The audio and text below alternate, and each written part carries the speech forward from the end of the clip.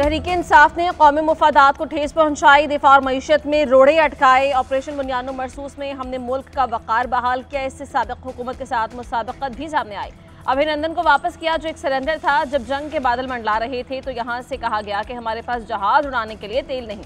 Committee room में सब वज़ीर आज़म का इंतजार करते रहे, मगर साबिक वज़ीर आज़म और साबिक आर्मी चीफ के दरमियान अलहदगी में मशवरे होते रहे और जो फैसला हुआ वो सबके सामने है। तहरीक इंसाफ को मशवरा है नई क़यादत पैदा करे ताकि जमात जिंदा रहे। ख्वाजा आसिफ का ईरान की हर फोरम पर हिमायत का इरादा, कहा इसराइल के हाथ खून से रंगे हैं। सहूनियत पूरी इस्लामी दुनिया की दुश्मन है।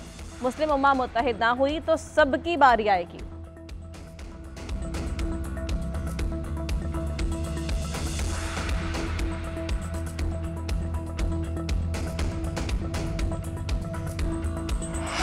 बानी पीटीआई ने मुल्क की सिक्योरिटी और वक़ार पर कोई समझौता नहीं किया। उन्होंने भारत को जवाब दिया और कहा कि पहले करेंगे बाद में सोचेंगे। बानी ने मुल्क को इज्जत दिलाई, तमाम मामलात में पार्लियामेंट को इज्जत दी। सारे मामले में नवाज शरीफ कहाँ थे? क्या उनकी तरफ से कोई मजम्मत आई?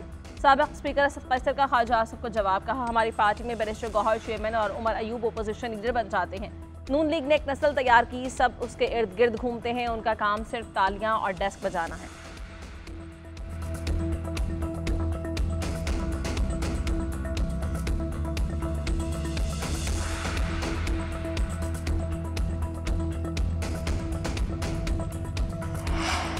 भारत का सिंध तास मुआहिदा मुअत्तल करना यूएन चार्टर की खिलाफ वर्जी है। ये इक़दाम जंग तस्वुर किया जाएगा। पाकिस्तान और भारत के दरमियान तनाज़े में भारतीय जंगी जुनून तेजी से बढ़ा है। ये भारत था जिसने पाकिस्तान के खिलाफ जौहरी सलाहियत का मिसाइल नस्ब किया। भारतीय रवैया इंतहाई खतरनाक था। चेयरमैन पीपल्स पार्टी बिलावल भुट्टो का दी यूरो ऑब्जर्वर को इंटरव्यू, कहा भारत के साथ तनाज़े से पहले खिता और आलमी बरादरी जितने महफूज थे अब नहीं है। जंग बंदी तो हो गई मगर अमन अभी तक हासिल नहीं हुआ। अमरीका तस्फिया कराने में बराह रास्त शामिल रहा। तमाम आलमी बरादरी जंग बंदी के लिए मददगार रही। यूरोपीय यूनियन हमेशा आलमी क़वानीन की बात करती रही। मौजूदा सूरत हाल में भी यूरोपीय यूनियन का किरदार इंतहाई अहम है।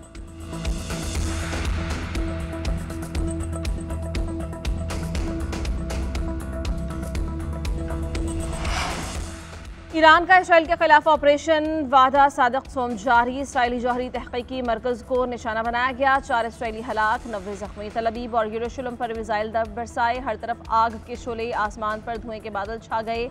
इसराइली वज़ारत दिफा के करीब इमारत आग की लपेट में आ गई। ईरानी फौज का दूसरा इसराइली तैयारा गिराने और एक खातून पायलट को हिरासत में लेने का दावा।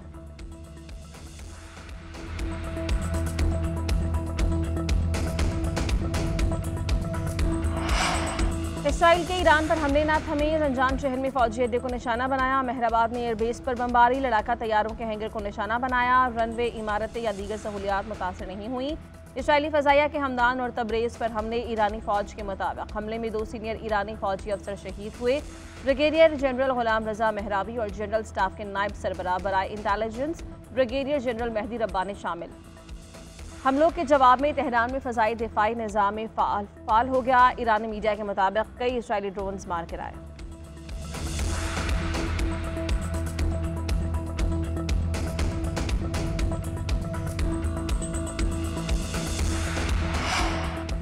इसराइल को मारकर भागने की इजाज़त नहीं देंगे। इसराइल ने जंग शुरू की, तेहरान संगीन नताइज के बगैर नहीं जाने देगा। ईरानी सुप्रीम लीडर आमनाई का एक्स पर वीडियो पैगाम, कहा इसराइल ने ईरान पर हमले के साथ संगीन गलती का इर्तिकाब किया। ये गलती इसराइल को उसके अंजाम तक पहुंचाएगी। शहदा का खून रायगा नहीं जाएगा। हमारी अफवाज हर तरह से तैयार हैं। ईरान सहूनी हुकूमत पर फतह हासिल करेगा। सहूनियत के लिए ज़िंदगी तल्ख बन जाएगी।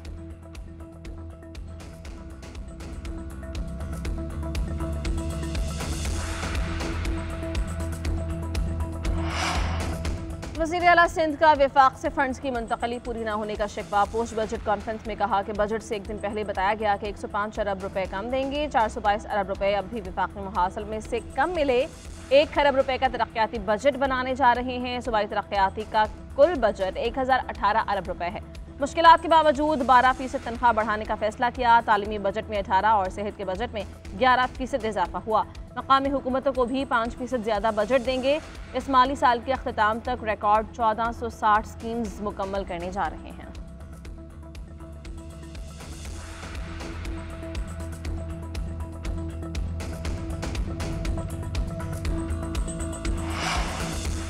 इल्ज़ाम तराशी की सियासत से बाहर निकल चुके, सिर्फ आगे का देख रहे हैं। मुतालबा किया जा रहा था कुछ इक़दामात किए जाएं, सूबे पर बहुत दबाव है। मुशीर ख़जाना KP मुज़म्मिल असलम की पोस्ट बजट कॉन्फ्रेंस। कहा वफाक ने तरक्याती बजट में KP को नज़रअंदाज किया।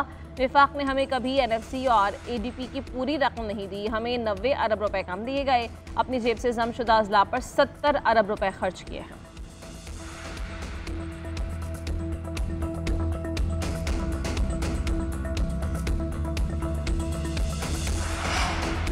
PTI कारकुनों के केस में सरकारी वकील मुकर्रर करने का केस। थाना रमना के मुकदमे में तहरीक इंसाफ की अपील मंजूर। सरकारी वकील की तकर्रुरी का फैसला कलअदम करार। सेशन कोर्ट इस्लामाबाद के जज अफजल मजूका ने अपील पर फैसला सुना दिया। कारकुनों पर 26 नवंबर के एहतजाज पर मुकदमा दर्ज है।